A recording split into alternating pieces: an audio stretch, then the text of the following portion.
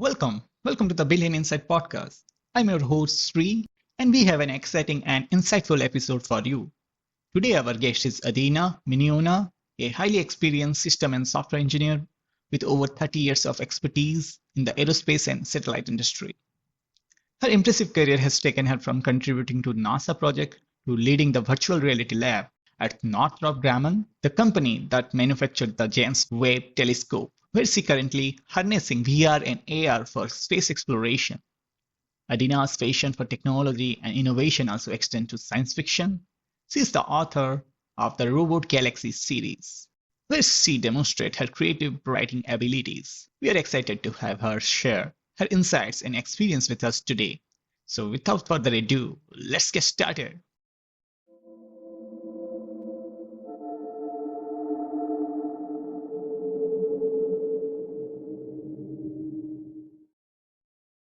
So welcome, ma'am. Welcome to the Villain Insight Podcast. How are you? Hi, I'm great. Thank you for having me here. So, ma'am, how does your typical day usually look? Let's see. So I'm up very, very, very early because I like to get up to do my creative writing before anyone else in my house is awake. So I am writing at 5 o'clock in the morning, my time, and for an hour, maybe an hour and a half if I'm lucky. And then after I'm done, between then and when I need to work to do, work at my day job, I'm helping get the kids ready, for their day. And then at work, every day at work is a little bit different because I help out on different projects. It always involves a lot of meetings. It always involves a lot of reading and writing. Engineering, a lot of people don't realize how much engineering, there really is a lot of reading and writing in engineering. Then in the evenings, it also kind of depends. I might be just doing my own reading because I love to read too. I am part of a podcast called the Big Sci-Fi Podcast, and some evenings we're recording with the podcast. That's what I'll be doing tonight, actually. And then, other times the weekends are also a little bit different. I do go to my gym. I do help my kids with their activities and then just do other stuff. So many works. How you handle all of those? Couple ways. One is I keep a good eye on the calendar. I schedule a lot of things. I make sure things are on the calendar so we don't have conflicts, or so, I can plan what's happening. But also, there's a lot of, I'm going to say help between again, I don't do at work, at my day job, I don't, I'm not alone. I have coworkers and we're all doing, working on a team. So we're doing work together. At home, my husband is also responsible for our kids. So I'm not alone there. With my writing, while I do a lot of the writing, I have people who edit and do other parts of that too. So, I'm basically, I have, there's a lot of help. I'm not a one person just doing everything on my own. Is your husband also working in space industry? So he's in the industry, but he doesn't do, he's not an engineer like I am. We call it security management. It's kind of hard to explain, but we actually do work for the same company. Yeah. So let's talk about your childhood. You were born and raised in America, right? Yes. And now America being a very big place, I guess I can be a little more specific. I grew up in New York. Outside of New York City on Long Island. So this is the East Coast of the United States, right near New York City. But then I've spent most of my entire adult life in Maryland, which is still on the East Coast, but further south, closer to Washington, D.C. If I'm not mistaken, you are in your late 40s, right? I am in my very, very, very late 40s. In fact, I'm about to turn 50 later this month. That means you grew up in a 1980s America. Yes, I am. When you see memes or hear jokes about 80s children and children growing up in the late 70s and the 1980s, that would be me. So how is it like growing up in America in 80s? I would, again, given, especially at the time, I didn't, know a lot about the rest of the world. It's hard to, to compare. I have a lot of memories of, school, of course. I went to just a regular public school. So a lot of my memories are around school. I did a few activities, outside of school. Like I played softball for a few years. I played a lot of video games. I was an early, person on programming computers. My dad, for his work, had brought home a computer that I could use to learn to program, and I did. I remember, there's the music of the 80s, like, Madonna was really big and Bon Jovi was really big here. I remember when MTV started and MTV played music videos, and I remember watching a lot of music videos. It was, I don't know, for me, I considered it fairly normal-ish. But it's hard when you don't know, what it's like in other places. And at the time, I really did not know what it was like in other places of the world. So you grew up with Michael Jackson music, Freddie Mercury music. Yep. I remember with Michael Jackson, the funny thing is one of my big memories is, so this was in the 80s. This was before you could stream things online. I mean, there was no online. So we had your regular, just a TV that got a couple channels. If you were lucky, you had cable. For most of my childhood, we did not have cable. So we just had what was ever on TV. But the interesting thing was, like, everyone got those few channels. So everyone kind of was connected in that way. So if there was a big TV event, like, everyone knew about it, and, like, you would watch it and then you'd all talk about it the next day. So I remember I must have been 10 or 11, like fourth grade, fifth grade. And there was Michael Jackson's Thriller. The video was coming out. Michael Jackson's Thriller, first and exclusively on MTV Music Television. And there was, like, this big event on TV where they were doing behind the scenes and, like, the making of the Thriller video. And I remember it was like you have to see this. And everyone watched it, and then we would talk about it the next day. And there was kind of a sense that TV and that kind of entertainment connected everybody, because we all really gravitated toward the same thing, because there was not as much choice. There weren't as many options as there are today. You mentioned that you were exposed to programming at early age. Yep. Because of your father.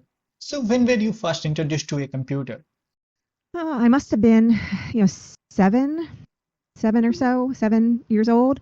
My dad brought home it was a Texas Instruments TI 944. It was kind of like a thick, oversized keyboard. So the whole computer was in this one device, and you had to use your TV as the monitor. And I remember there was an area for cartridges. You could put in a cartridge, and they did sell games at the toy store that you could buy. And I remember asking my parents, "Hey, can we buy a game? Can you guys buy a game for me?" And they said no. For a lot of reasons, they said no. But my dad gave me a book on a programming language called BASIC. And he told me that, if I learned how to do this basic stuff, I could make my own video games. And okay, I'm a 7. I trust my dad. So that's kind of what I did is I did learn how to program. I never made any kind of great games, but I did learn how to program. And that was probably one of the most valuable things, my parents ever did for me. Yeah, that is very interesting. So it was the era where Super Mario were released. Nintendo's Entertainment System NES was launched in America in that time, right? Yep. A little bit after then, yeah. I think I was maybe more a couple years later, 9 or 10. We didn't have one of those systems. So what I learned later when I got older was my parents were struggling financially. My dad had lost his job in 1981 or so, and I didn't realize how. And so he was doing some consulting work, but it was really not a good time. But at the time, I did not know that one of the reasons my parents said no when I asked them to buy video games was they had no money. I didn't know that. I learned that when I was older. But so we didn't have, when the NES came out, my friends got it. I didn't get it.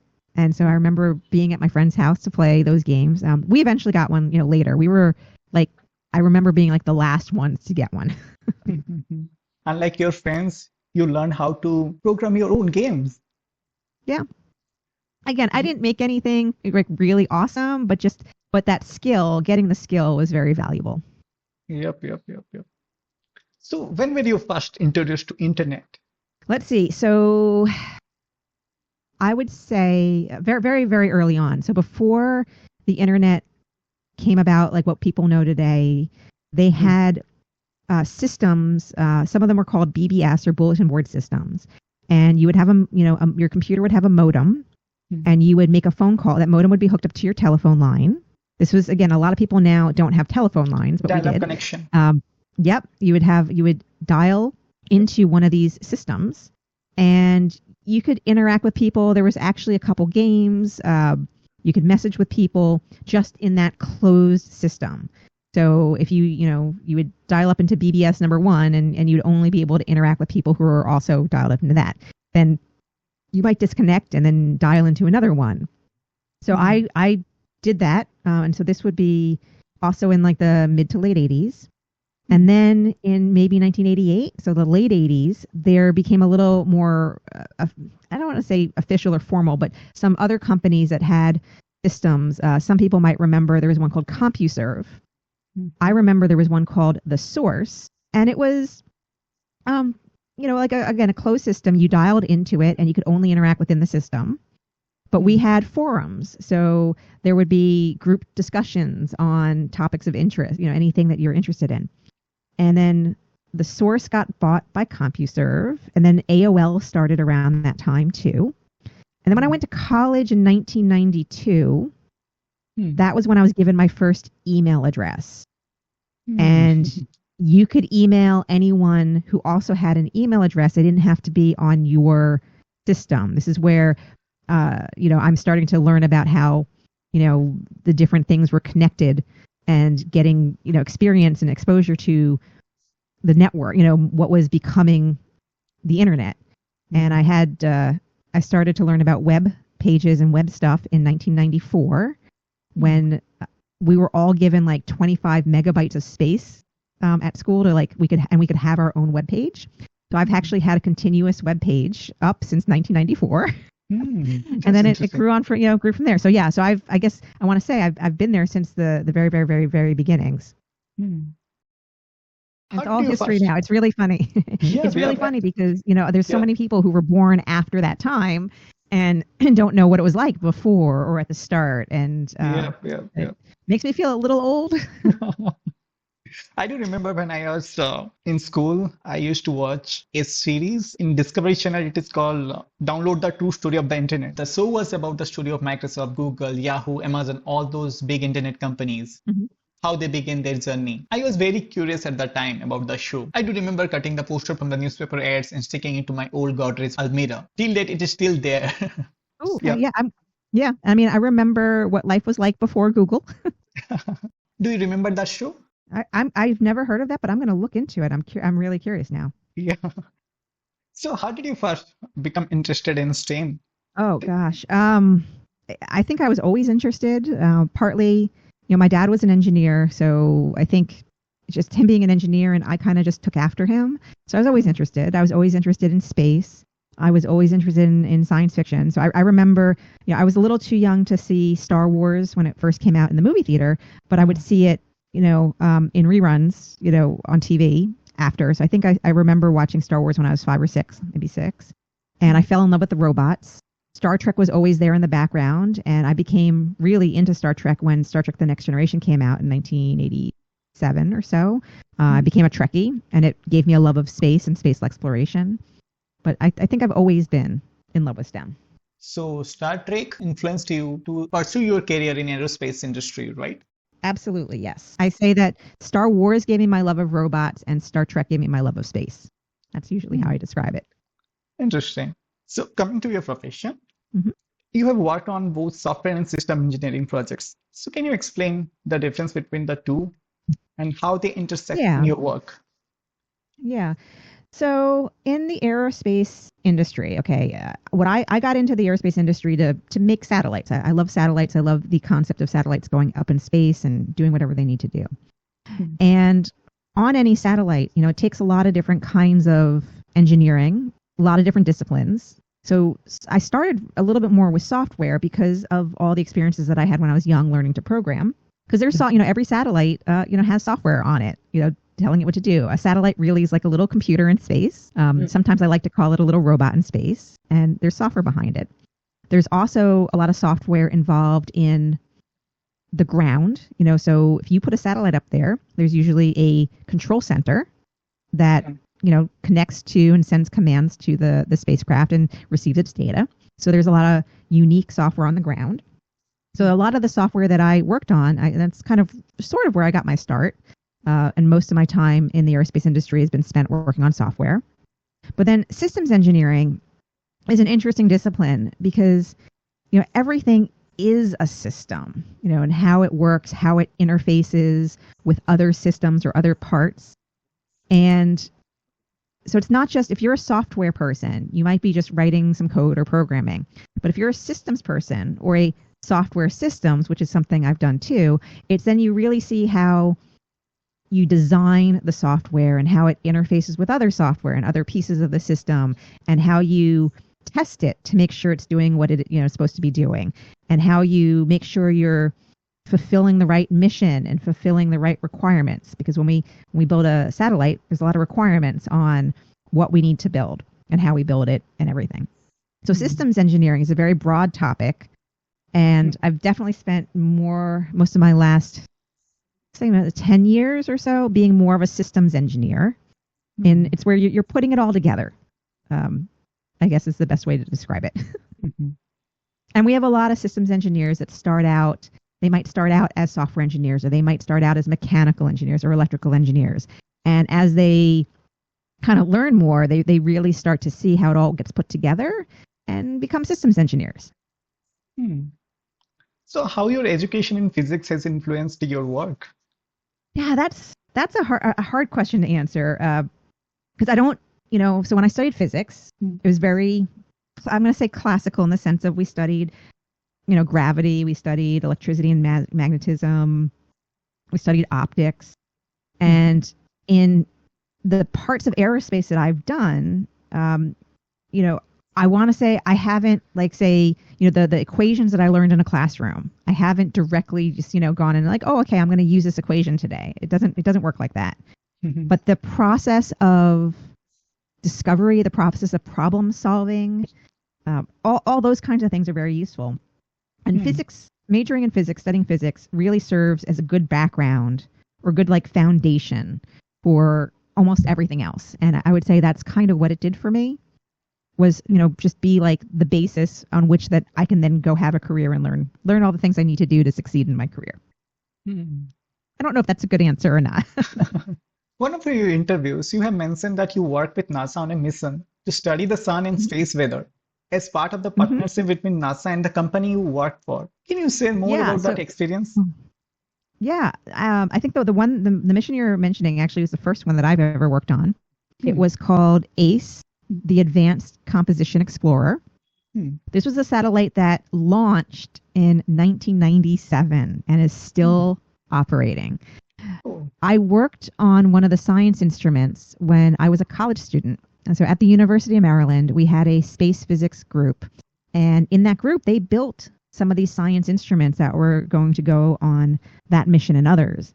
And I was very fortunate that my second year of school, I got a job in that group doing computer-aided drafting. I was drawing the parts that were going to be manufactured into that instrument. And I worked that job for about almost 4 years, from the start to finish of that instrument, and was involved in a little bit of the testing and such before, assembly and testing before we gave it to NASA. And NASA then puts it on the satellite. They do testing and then they launch it, and it's still operating all these years later. That's crazy. Yep. It is. So which company did you work for at that time? Well, so that was while I was at the University of Maryland. And so that was who employed me. It was the university.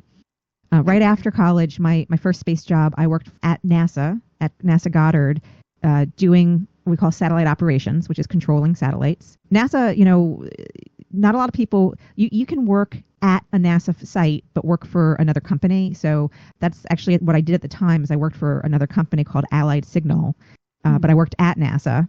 And then, so I've always worked for different companies, whatever, after the university, I've always worked for different companies. And a lot of my work has worked with NASA or at NASA, but for different companies.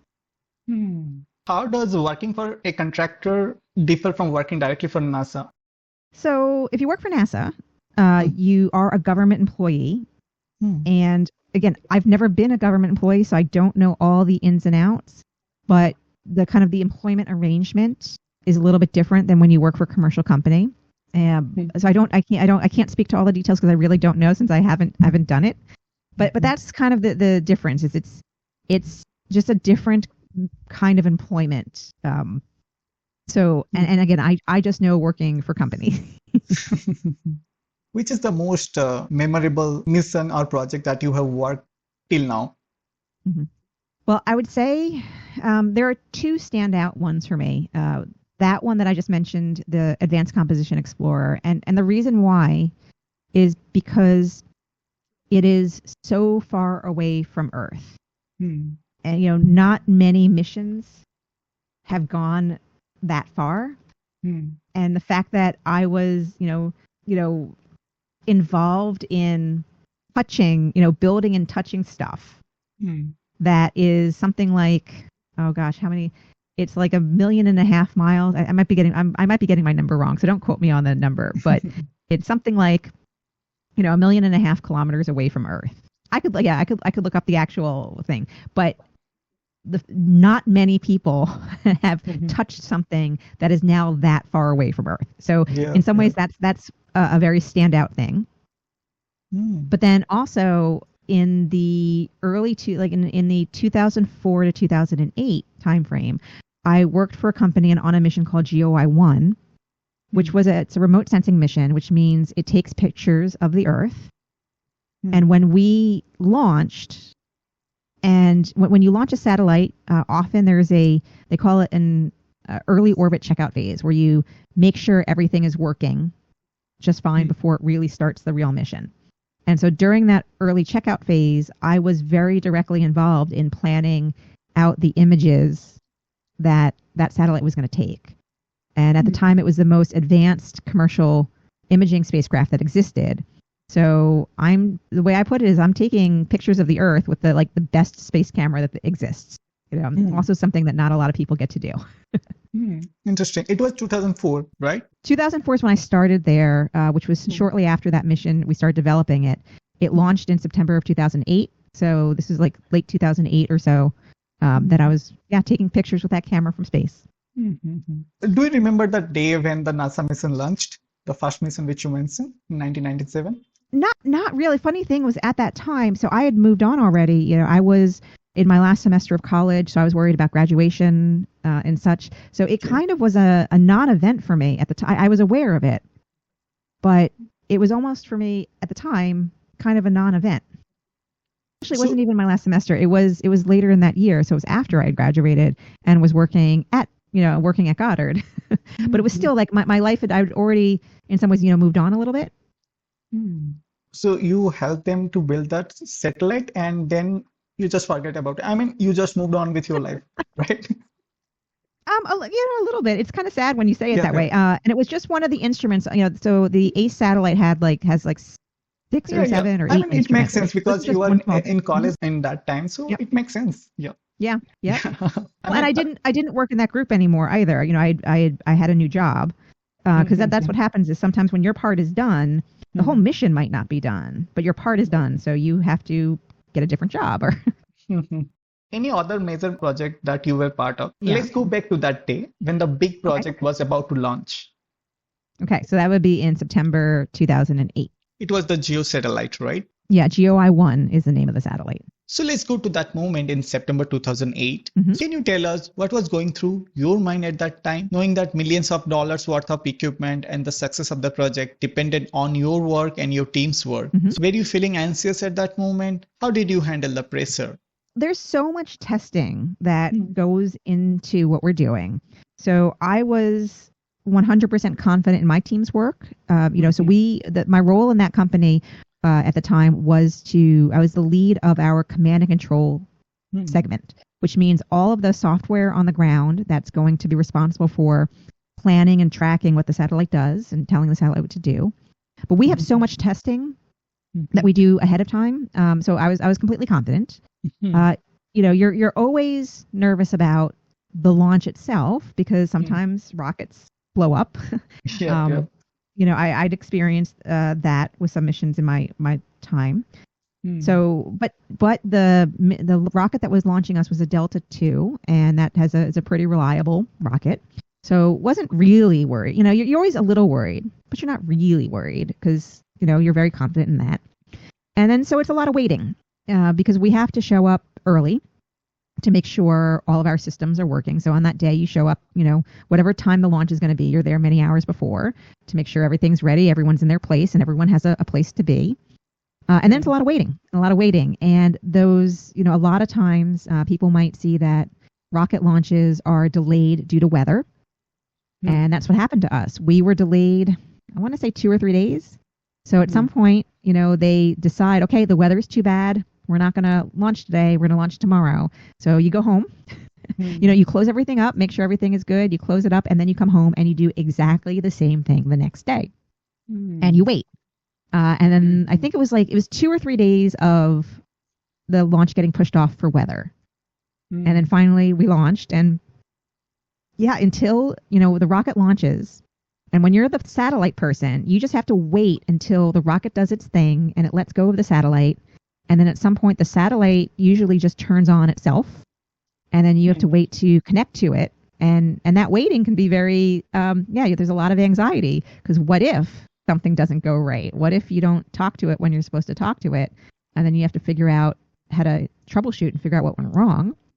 But we're prepared for all those because we even practice those kinds of scenarios. But in this case, everything worked great. That's interesting. Can you walk us through the full life cycle of a satellite system from concept development to launch and operations? Sure. It's of course there's 1,000 more details than I can explain here, and depending on the organization, whether it's NASA or ESA or commercial company, that initial part of the concept can be very different. Because sometimes NASA for science missions, they might spend a decade or more in early studies or trying to figure out if this is the right science mission to do so that they can spend a very, very, very long time studying and figuring out what to do. But generally, as a contractor, it really starts in where someone says, hey, I want to build a satellite that does something. And they call out and say, hey, companies who can build satellites, can you build me a satellite? Here's what I want. And so you put in a proposal. You say, okay, hey, yes, we can do it. We can do this. And assuming you get selected, so the contract starts and you go through several phases. Traditionally, anyway, you go through several phases. There's a few things that are changing in the industry to make things go a little faster. But you go through like a conceptual design phase where you're like, okay, this is what we think we're going to do. Then assuming everyone's okay with that, then you go through these preliminary design phases and these critical design phases. Each time, you're kind of getting more detail and more detail and more detail. And then you start, assuming everything's okay, you order your parts, you start manufacturing your parts, you start building it together, putting it all together, you test it. And when it's all good to go, you get it over to the launch site. It goes on your rocket launches it. And then again, there's a control center. Control center talks to it. Control center is the one that's, feeding it feeding it commands and getting information back. And then you're in the mission. And so that's the simple way. The any more than that is very detailed and depends very much on the kind of mission or who's building it. And so, what would be the timeline from the beginning to the launching of the rocket? So you can have commercial missions like we do. The company that I work for does, communication satellites, and it could be just like a, couple years, 2 years, 3 years ish. You can have my company also built the James Webb telescope. I think that was like a 10-year mission. So 10 years from the start to when it launched. So there's a range, and the range is usually like how complicated is the thing that you're building. The more complicated, of course, the longer it's going to take. So it's completely depending upon the mission. If the mission is big as James Webb telescope, then yes, then would be Yep. And also, it depends on if it's like, say, a copy of something that's been done already. So we know, some companies like SpaceX that are launching these Starlink satellites. I don't know I have no insight into the exact specifics of how long it takes them, but they're doing it really quick because they're building a lot at one time. And that can help make things be a little faster because if you're, they're smaller satellites, they're less complicated than something like a James Webb. So they can do a lot at a time and just kind of keep going like an assembly line. Where if you have like a James Webb is a very much a one-off, very unique mission, so it takes a lot longer. Those are the tiny satellites. Even Blue Origin and OneWeb also doing the same thing. Yes. Yeah. OneWeb, that was, I think, though, OneWeb is now was purchased by another company, and Blue Origin is doing different things. Yes, there's a lot of that's one of the interesting changes over the last 10 years is there's all these companies now that are doing so many more things than when I started my career. I think OneWeb is purchased. I mean, some percent of that company purchased by an Indian company called Airtel, if I'm not mistaken. Yeah, I'm not 100% sure. I know I had some colleagues, friends who used to work at OneWeb and they don't anymore. So, ma'am, what's the fun fact about space that you think most people don't know? Any fun fact about space? There are just so many fun facts that people don't know. I think everything from I don't think people understand, just that when we look at the moon, and that we really are only ever seeing one side of the moon, that there is that the other side of the moon, we don't see it. We call it the dark side of the moon, but it's not dark. Everything from that to, I know later I'm going to be talking to some people about, there's a mission that's in progress called Lucy that's going to visit the Trojan asteroids. I think a lot of people have never heard the term Trojan asteroid. There's so many things. I think people know. Yep. The Trojan asteroids, they are a group of asteroids that share the orbit with Jupiter. So people might know about the asteroid belt. So it's a bunch of asteroids in between Mars and Jupiter. But then in Jupiter's orbit, there's like piles of asteroids in the same orbit as Jupiter. I'm just wondering why they named it Trojan asteroid. It just reminds me of the Trojan horse, It is something bad? No, no, it is not. The term Trojan asteroid, Trojan in astronomy I don't think the origin of that word has anything to do, or maybe it does. I don't know. I don't know the origin of the word, but it basically means a Trojan is some small object that shares its orbit with a larger object. So again, maybe there's some history related to the Trojan horse, but I don't know. Yeah. So, ma'am, what advice do you have for young people who are interested in pursuing career in STEM? Let's see. Oh, I have so much advice. One is to recognize that, your whatever educational path, that's only a small part of it. That gives you a basis for whatever you want to do later. There is still, you're always going to be learning. And so to always kind of keep an open mind to learning new things, and especially, it will be new tools, new way to use the computer. I started my career like at the time when people were just getting desktops on their desks. There was a whole generation of people who came before me who their engineering work, they were still working with like a calculator, pencil, and paper. Having computers on their desks were new. And as we've seen in the last, couple years, there are advanced tools that are becoming available, and just, software has changed so much in the last decade or two. So the point is to recognize there's always going to be some change, and to be able to, incorporate that into whatever you want to do. And it doesn't matter, what part of STEM, and it's even not just STEM. It's just kind of everywhere, in any industry. I think studying physics is a really good basis for a lot of engineering. Even before getting an engineering degree or before doing engineering.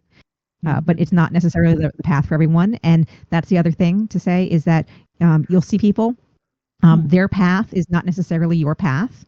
There isn't necessarily one right or one wrong path. There are many different paths. So it's always a good idea to meet lots of different people and ask them about their journey, because you'll get different ideas and see how diverse it is. Any specific advice for girls? So advice for girls, again, really just, you belong here. If this is what you're interested in, then do it, and don't let anyone tell you otherwise. That's my main advice for girls. 'Cause, I think a lot of girls, a lot of women might have been at some point thought, no, this is not for me, or math is hard. I'm a girl. I'm not supposed to be good at math. And that's completely wrong. If you enjoy if you enjoy these topics, if you enjoy this work, it is absolutely for you. Any advice for someone looking to enter aerospace industry? Depending on where you are in your career, if you say or have 10 years or 15 or 20 years but you've been doing something else, you've been in a different industry, look at the companies that you might want to work for, like my company, Northrop Grumman, or any of the others, look at their job postings. And when you submit a resume for them, make sure your resume is tailored for the job posting. Because what it is, to get into some of these companies, get into the industry, you need to show that you're what they need for that job. So if that means making a different resume or tailoring your resume for each job that you want to apply for, that is what you need to do. Because from the other side, if I'm looking at resumes, if I had a job up posted, I'm looking for people who meet what I posted. So if I get a resume, and it could be a resume from the greatest, most awesome person, but if it doesn't clearly on that resume show how they can do what I need, I'm going to move on to the next resume. Your resume is the first introduction I get to you. So it has to meet my need. So think of it like that. Often people, they just make one resume and send them to all the company. That's not going to work. Because again, think of it from the other person's point of view. So I'm hiring. I have a specific, very specific need. If I'm looking through a stack of resumes, I'm not looking for good resumes. I'm looking for resumes that meet my need. So make sure your resume shows how you fill that need. That's the way to get the interview, to get notice on the resume interview. And then in the interview, show your enthusiasm for the industry, the company, the project. Let that show through, shine through. So, ma'am, how it's like working for Northrop Grumman? It's very interesting. It's the largest company I've ever worked for. So, it's sometimes hard to not feel like you're, just a number. But, it's one of the biggest space and defense company of the world. Yep, it is. It is. But, and so there are, of course, pluses and minuses like that. The minus is the fact that sometimes, you might feel like, okay, I'm just a number. But then when I work with my specific team and my specific group, I work with some awesome, wonderful people. They're great. They're talented. They're smart. They're motivated. So I really do enjoy working with my coworkers. We do a lot of interesting projects. Well, again, unfortunately, the James Webb, it was a fantastic project, but I didn't get to work on that. That happened in a different part of the company. But I do get to work with folks. My group works on Cygnus, which is one of the resupply capsules to the International Space Station. In fact, we have an upcoming launch, I want to say early August. Our next mission is going to the space station. We carry supplies to there. We bring back trash, or we bring, we take away their trash and we burn it up debris. in the atmosphere. Yeah, not exactly the same as space debris, because what we're doing is we're taking away their trash and we're making sure that it burns up in the atmosphere. So we're trying to not cause space debris. So that's the thing, is that the space station, they store their trash until we can haul it away. So we bring supplies and take away trash. But, the fact is, it is insight into the International Space Station, which is just super cool. And I've gotten to work a little bit on HALO, which stands for the Habitation and Logistics Outpost, which is going to be part of NASA's new Lunar Gateway, which is a space station that will be near the moon. It's part of NASA's whole Artemis project. So I've gotten to, touch that a little bit. So, I get to do really, really cool things, and I enjoy that a lot. For those who are unaware, could you explain what Artemis mission is? Yes. So Artemis is a whole, the Artemis mission is about returning humans to the surface of the moon in more of a permanent way than when we went there for Apollo. And there's some other, I guess, guiding objectives. They want to there's going to be including a woman and a person of color in those early missions too, to make, to showcase the diversity of life on Earth, or at least, more diverse than what was shown during the Apollo missions. But part of it is to further our, scientific understanding of the moon and to develop a presence to stay. So NASA has Artemis Accords, which last I checked, there were more than 30, I think almost 40 countries have been added as signatories to that. So it's very much an international situation here, where it's not just NASA and the U.S. going back to the moon, where we're all going. And so there's several pieces. Artemis 1 launched the Orion capsule as a test flight to go around the moon in late 2022. Artemis 3 is going to have some humans in that. They're going to go around the moon. I don't remember, so the timelines have changed. So you have to go to look at NASA's website to see what their current date is. I think it's no earlier than late 2025 is for the next mission. But part of that is we're going to be building a space station near the moon. They're going to be developing a lander to take humans from that station to the surface of the moon and back. And over time, hopefully, in part of NASA's plans, is to have a little bit more of a permanent base camp on the moon. So it's not just go and leave. It's go to the moon and stay there for 30 days at a time and then leave, and then the next crew comes, which is, Apollo, each mission was just a couple days. So, ma'am, what do you think? Why did it take so long to send humans back to the moon? If I'm not mistaken, the last time the person who went to the moon, it was like Apollo 17 in 1972. Yep, that's correct. I think, just it's expensive. So you need to have people and a lot of people, and you need the funding and motivation. So it's really something that only governments have been able to fund, and there just hasn't been the motivation to do it. This took them more than 50 years. 50, I 60 know. years. Yes. I know. So I told you I was going to be 50 soon. And yeah, humans have not been on the moon in my lifetime. And that makes me very sad. But it makes me very excited to have this opportunity to be, even in a very, very, very, very, very small way, part of that project. If I'm not mistaken, there were total 12 people have worked on the moon. Yep. It's not a lot. Yep. So can you tell us about your current role in Northrop Grumman? Yeah, it's unfortunate. It's not terribly exciting right now. I'm in a role where I'm really helping a lot of other people. And it's just because I'm in between projects, so I'm helping. So like I said, right now at the moment, it's probably like least exciting things to talk about. And especially it's summertime. So we have a lot of interns, and so a lot of times I help and work and mentor our interns. And I just, from week to week, depending on the different needs, I'm just helping. I was checking your profile. You're also into AR and VR for space industry. Yes. So I want to say it's almost right now, it's kind of like a little bit of a side project. But several years ago, I helped my site. So Northrop Grumman is a big place, and a lot of times things happen at an individual site. So there's a lot of virtual reality, augmented reality happening around the company. I'm only responsible for it at my local site. But we started a lab to do VR work several years ago. It's really a very helpful thing. Satellites are very expensive to build, and it's very helpful to be able to see a life-size model of your spacecraft or a life-size simulation before you build it, because you might figure out that some piece is really in the wrong place, or I can't get my hand to reach something. Like a cord might need to be plugged in, but if I can't reach it, well, that's a bad design. And so being able to be in a life-size simulation is a very helpful thing. So that's kind of what we do. I'm currently not doing a lot with that. That's why I say it's a little bit right now for me, more of a side project, but I help get that started and kicked off at our site.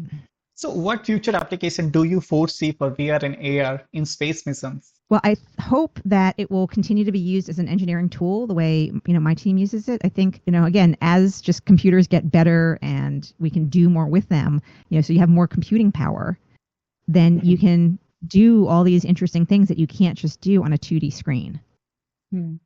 And don't get me wrong, I love my 2D screen.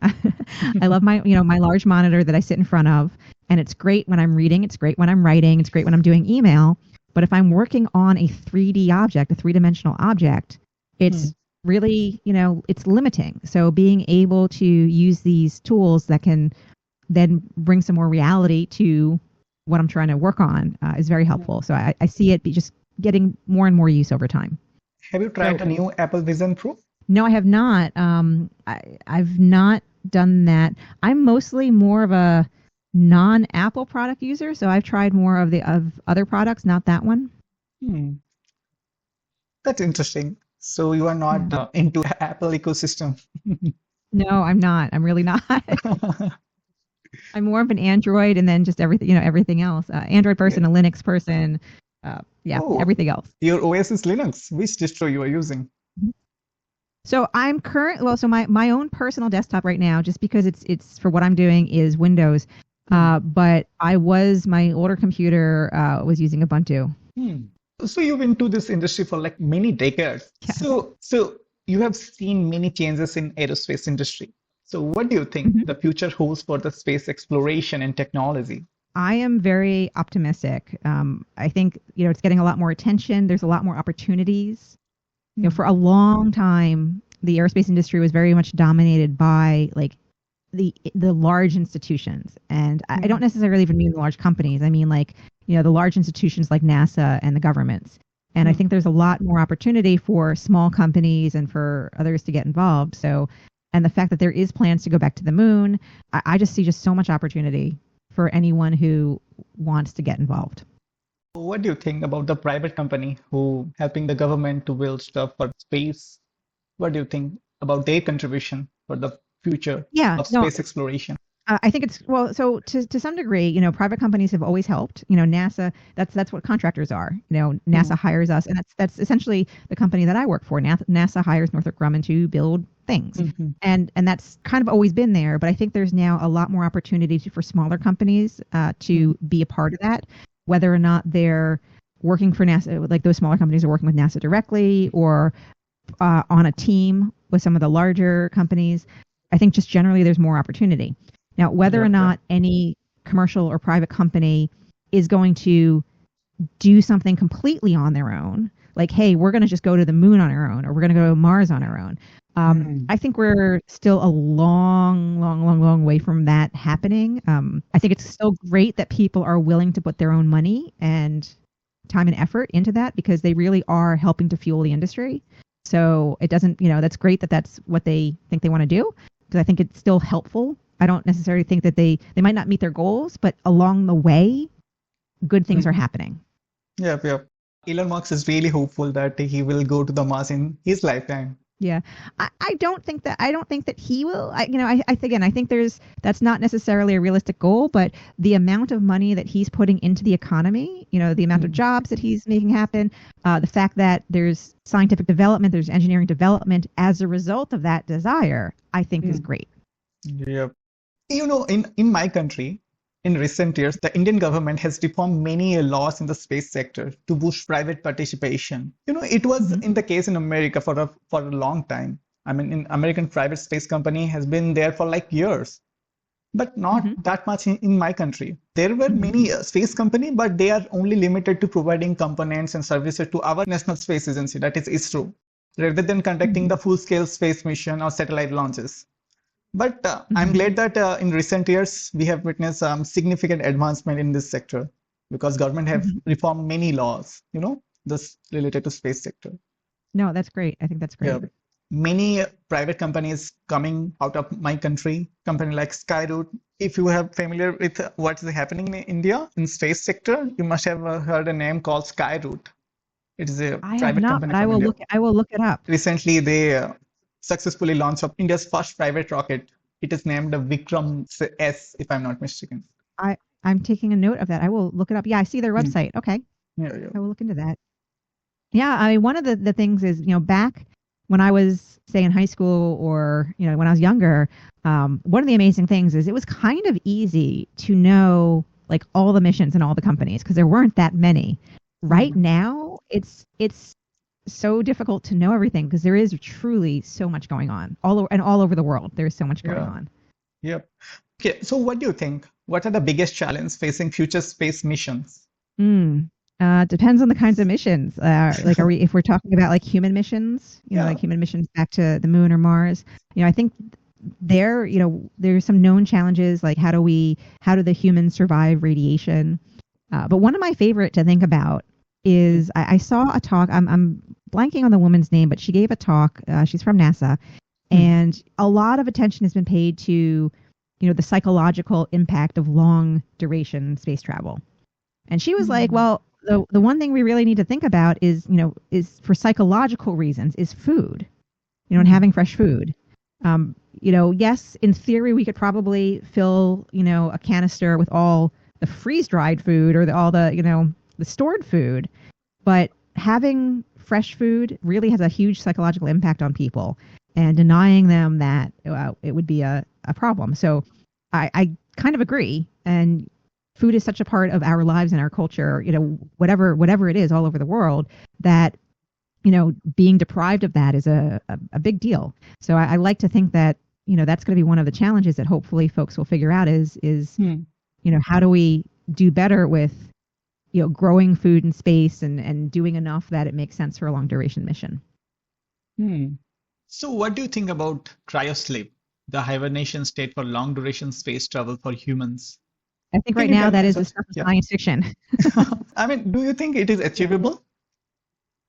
So, this time, a couple hundred years ago, Hmm. if you had told people then that you would have someone in India and someone in the United States, and a couple hundred years ago, Yeah. it might have even been before the United States existed, so they wouldn't know what Yeah. you were talking about. Yeah. But if you had told them that you would have a device that would allow two people on the other side of the planet from each other to have a real-time conversation like you and I are having right Yeah. now, Yeah. you would have been like burned at the stake, for being a witch and been crazy, called crazy. And Yeah. look at here we are. So Yeah. the fact that people can think about these things and people can imagine, it's sure it's possible someday. Who knows? Yeah. So I won't say anything's not possible.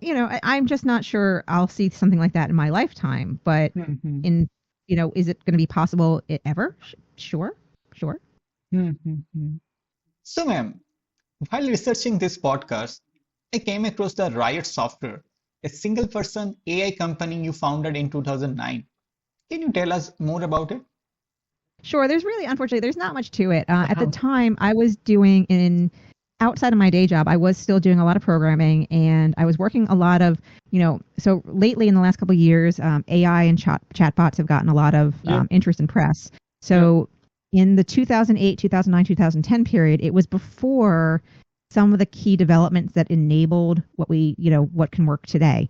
And I worked a lot doing like chatbot stuff in my personal. So I had officially started like a little one person consulting. Such that I could consult with others and, get paid for doing those kinds of things.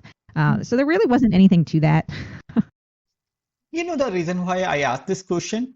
You know the current situation and hype surrounding with generative AI and chatbot. Yeah. Have you considered revisiting your work in this domain? So no, I won't. Again, right now the fundamental underpinnings of the technology have far gone where I can do as a one person consulting. So right now my interest and such in AI is more from I'm trying to I try to help educate other people on what it is and isn't, what it can and can't do. At my day job, I'm a proponent of what kind of tools can we use to help improve our engineering. And then in my science fiction writing, I love to write about robots and AI, but I've always loved to write about robots and AI. That's nothing new. But doing actual programming myself in that domain, no, right now that's not something. I guess I'm a little past it or behind, or I don't know what the right word is. Okay, so since we talk about the AI, I remember Mhm. November 2022 when OpenAI released ChatGPT. It literally broke the internet, Yep.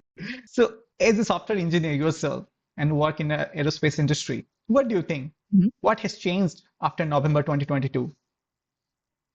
So from my own day to day, day job, not much has changed, not yet. That's what I'm trying to help make happen. In my personal life, I use these tools quite a bit. Hmm. Partly for experimentation, partly to help summarize things. The other day, I signed up for a service, and the terms and conditions, there were 6 different documents. They were very long and detailed. So I had an AI summarize them for me. So I use them in my personal life for a lot of different ways like that. And trying to, help educate others on what they are and what they're not. I actually often tell people I do not like the term AI because it kind of, makes it sound like it's more human than it is. I like to use the term advanced algorithms. There's a lot of advanced algorithms out there that are useful. And so I like finding ways, these aren't just new tools that we can use. Just like my smartphone is a tool that I use every day that I did not own 20 or 30 years ago. New tools come into our lives and we figure out how to best incorporate them. And that's what these are. People are talking about the AGI, the artificial general intelligence, Yeah. The talk of the town is when the AI will replace us. Once it happens, every job will replaced by robots. And the only way to Yeah. survive is when the government implement a UBI, the universal basic income. What's your take on it? Yeah, so AGI, the general intelligence. No, I think we're a very, very, very, very, very long way away from that. That's one of the reasons why I don't like calling these tools AI. I like calling them advanced algorithms because it helps remind people that they are not quote unquote intelligence. They're advanced algorithms. That's exactly what they are. That is what they are. Now, so is it going to come along and, just replace all of our jobs? No. Will it replace some jobs? Yes. But, that happens. The computer replaced like secretaries. Like, technology does have impact. And in the whole, that's good. Let's see, in the early 1900s, around 1900, here in the U.S., 40% of the workforce were farmers. They were in agriculture and they were farmers. 40%, including my family. Like part of my family back then, they were farmers. Well, now here we are in 2024, and it's something like 4% of the U.S. workforce is farmers. So because over time, technology has enabled that industry to change such that we're not all farmers anymore, which is okay. And again, my family was farmers, and now I'm not a farmer. I'm not a farmer, and that's okay. It can be jolting, especially for people who are impacted in the moment, of course. And so I think there's some responsibility for folks to help others retrain or figure out what their new normal is, et cetera. But is it going to wholesale replace everybody? No, I don't know. Just no. And then, but universal basic income, that's actually, we could talk for hours just about that separately, because I have thoughts, I'm not an economist, but I have thoughts and feelings about that.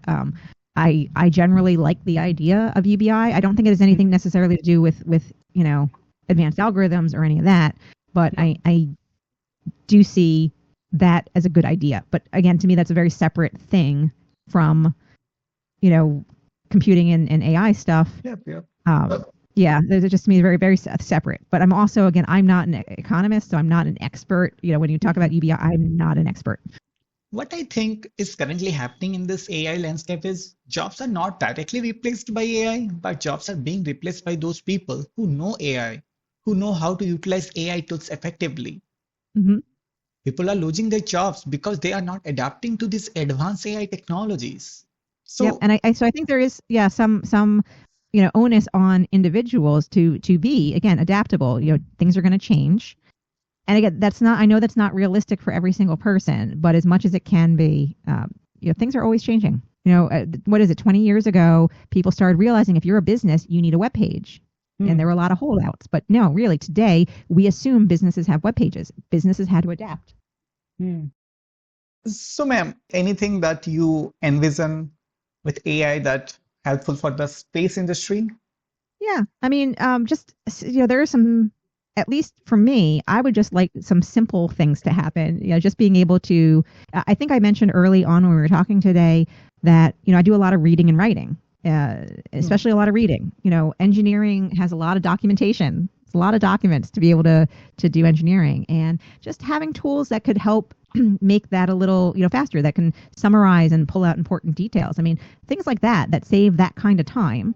So then my brain that has been trained to do this work for 30 years I can focus on the important things instead of just reading document after document after document.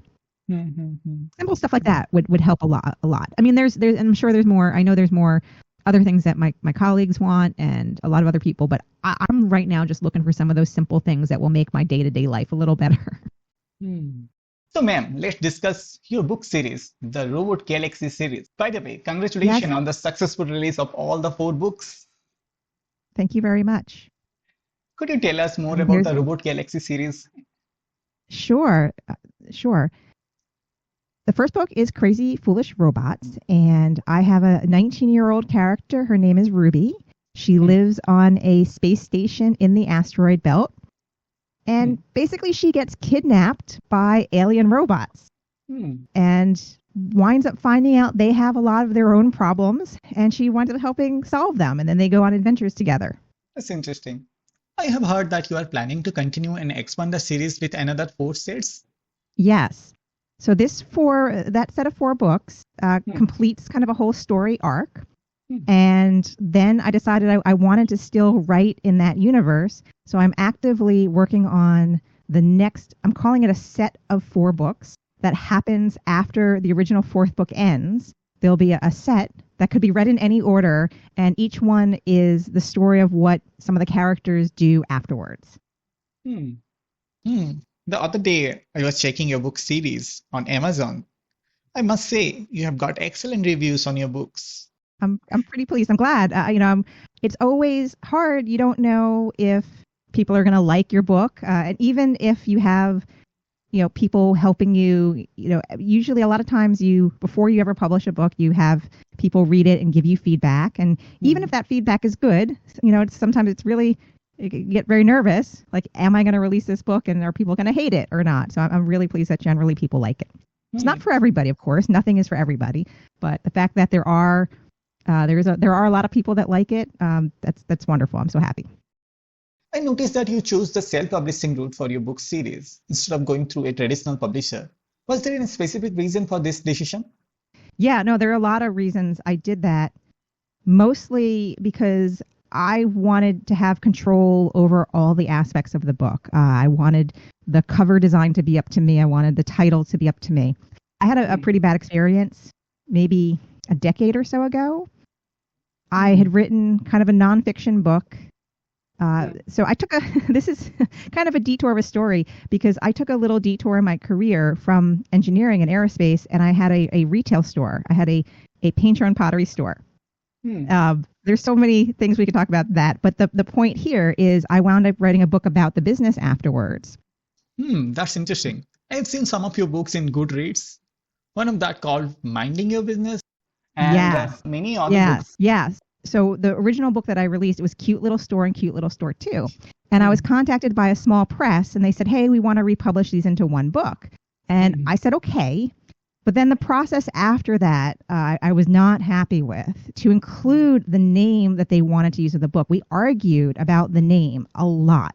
I did not like the new name that they wanted to do.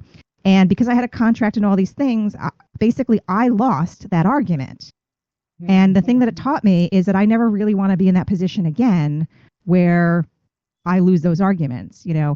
If I want to name a book what I want to name it, that's what I want to name it. And if it doesn't work, I want that to be, or if, people don't like it when it's released, I want that to be, all on me. I don't want it to be because someone else forced me to make a decision that I wasn't happy with. So I decided that from here on out, I call it indie publishing because it sounds a little bit more professional, which it is. I have a small company that it's still just me, but with the company, I basically hired myself as the writer, and then I hire someone else as the editor. I hire someone else to do the cover and all that, but all the decisions, I get to make all the decisions, which I like. That's interesting. Can you tell us about your new book called Final Orbit? Final Orbit was a short story I wrote last year. It's very different from my novels. My novels are a little bit lighter. They're meant to be somewhat humorous and fun. Final Orbit is a little bit more sad because it has to do with the end of the International Space Station. And let me say that for anyone who reads Final Orbit, it is fiction. I don't actually think that what happens in the story will really happen, but I don't know. I just got inspired to write this story. I'm very proud of it. I think it's one of the best short stories I've ever written. And I took a lot of care to try to do my best to get the details of the International Space Station correct, including I have a friend and coworker who is a former astronaut, and I had him look at it to make sure my details made sense. That one is only available on Amazon and the Amazon's Kindle Unlimited program.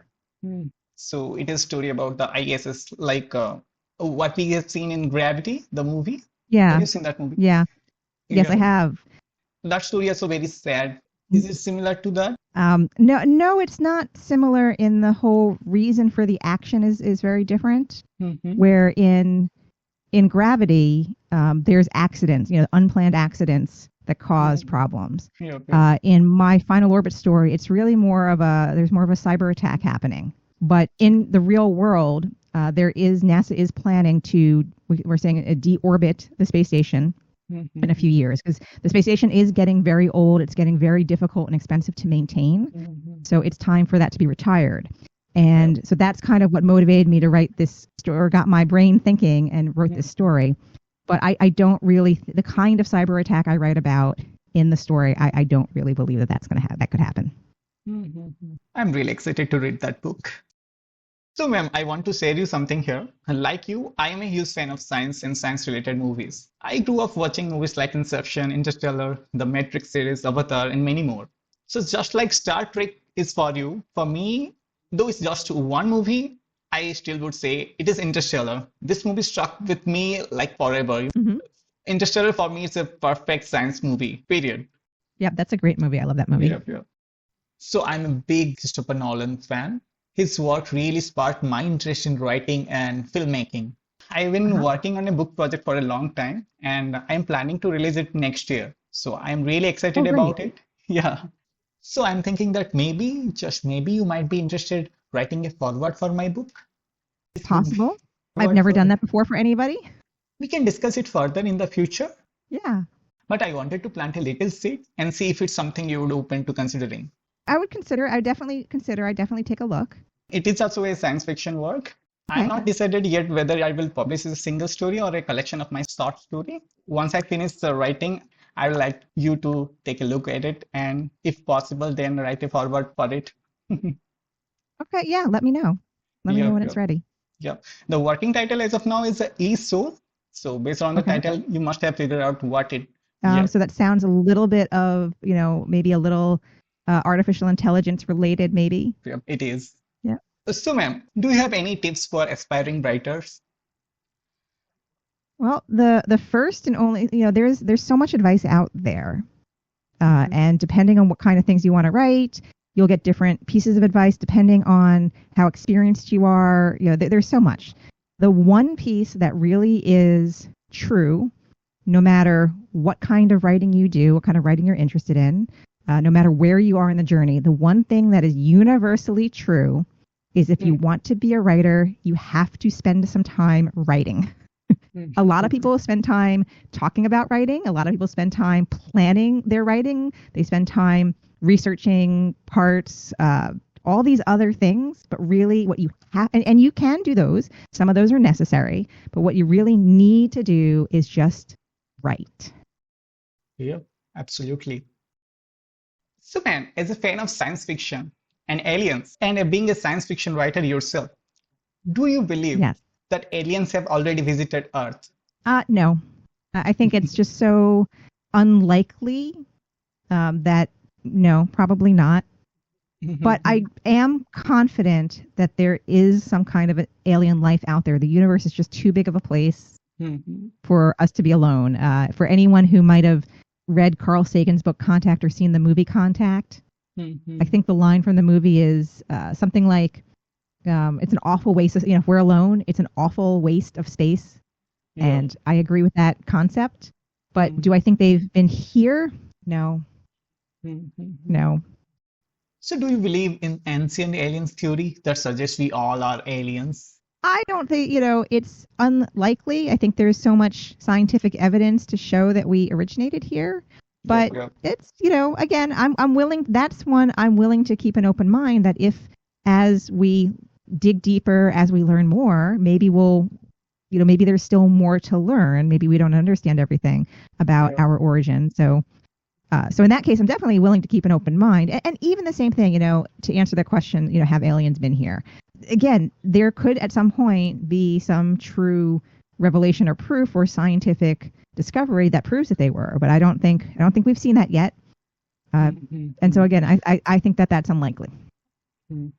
So, ma'am, what's your thought on the recent buzz surrounding aliens and UFO, especially with the statement from ex-NASA and Yeah. US official? You must have heard about that, right? So, what's your thought on Yes. Yep. Well, they're truly unidentified. That's kind of the point.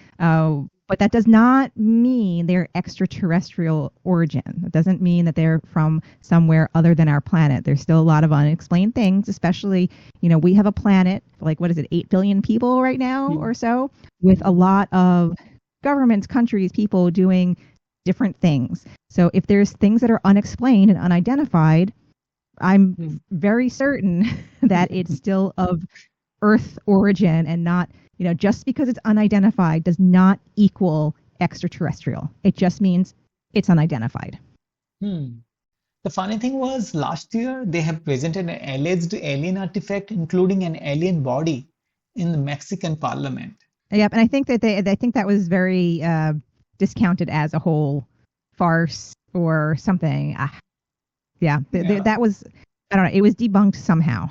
Yeah, so some people believe that they are Yeah. deliberately brought up to distract the public from important issues like unemployment, healthcare, etc. Mhm. So what your thought Yep, on and it? I think that definitely is something that folks will do. Is like, they will deliberately attempt to distract people from more important things. I think that is Yeah, a real thing that people do.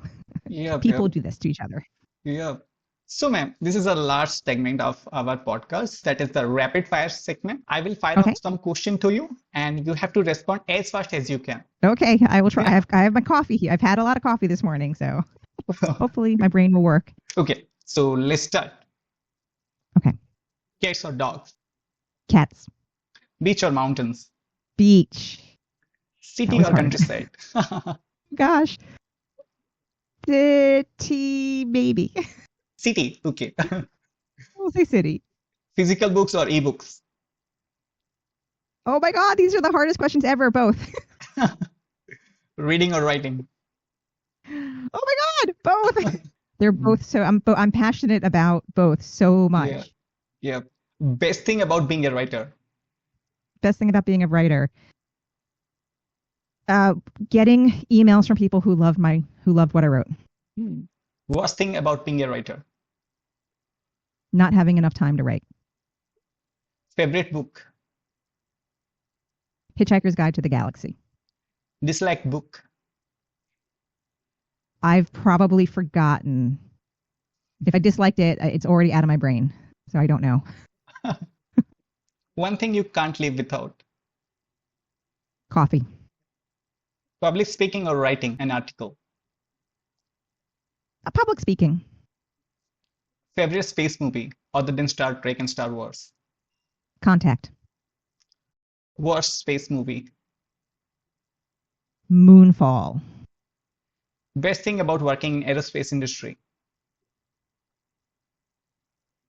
Getting to tell people what I do. Worst thing about working in aerospace industry? Having to track every minute of what I do every day. Favorite science fiction character? Data. Favorite science fiction author, living or dead? Toss up between John Scalzi and Isaac Asimov. One's living, Favorite one's dead. hmm. Favorite scientist, living or dead? Oh gosh, that's a hard one too. Probably Einstein. Hmm. Would you go to space if given the chance? When my kids are adults. Travel back in time or forward in time? Ooh, that's a hard one too. Depends on how back or how far. I'm sorry, I'm breaking your rules a little bit about, actually answering the question. SpaceX or Blue Origin? Ooh, they're both my competitors. Neither. But I have to say I have a lot of colleagues and friends who work at both, especially right now I have a lot of colleagues who work at Blue. But yeah, neither or both because they're both my competitors. But I also have a lot of friends who work at both. VR or AR? VR. Best president of United States? George Washington. Working from home or office? Home. Most challenging part of your job? Convincing others, by others I mean kind of management, on how to spend money. Most rewarding part of your job? Launch and successful operation of a satellite. If you had to choose one programming language for life, what would it be? Oh, wow. I'm going to say this, and it's funny that I say this because at first I resisted it. At this point, it's Python. But for a long time, I did not like Python. I was very anti-Python. But I'm converted. Python is the best. Future technology you are most excited about? Medical technology that can truly help diagnose and cure illnesses. Self-driving cars or flying cars? Self-driving. If you could take one concept or technology from science fiction movies, book, or shows and bring it to the real world, what would it be? similar to my other answer about the medical technology, I would like to, from Star Trek, they have the ability to just scan you and instantly know what's wrong. That. One stereotype about space industry. That everybody who works in it are all straight A plus rocket science students. That is absolutely wrong. And it's something I talk a lot when I go speaking, especially when I speak to high school and college students. That's one thing I talk about a lot is that we were not all straight A rocket, straight A or straight A plus, students.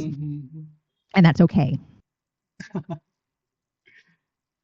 So, ma'am, one last question. What's the best piece of advice you have ever received?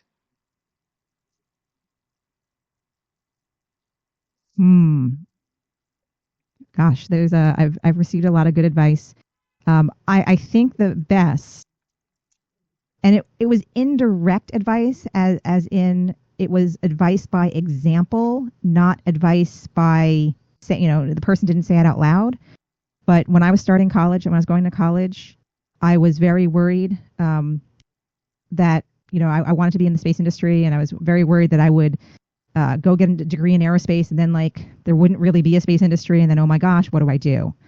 And my high school physics professor, who his degrees were in physics, but he had a lifetime already of all kinds of jobs. It made me look and see, oh, okay, if I start out in physics, I'm not locking myself into any one thing early. So it was not, like I said, it was advice by demonstration or just by being who he was. But that was the best thing for me. Yeah. So, ma'am, that's the end of the podcast.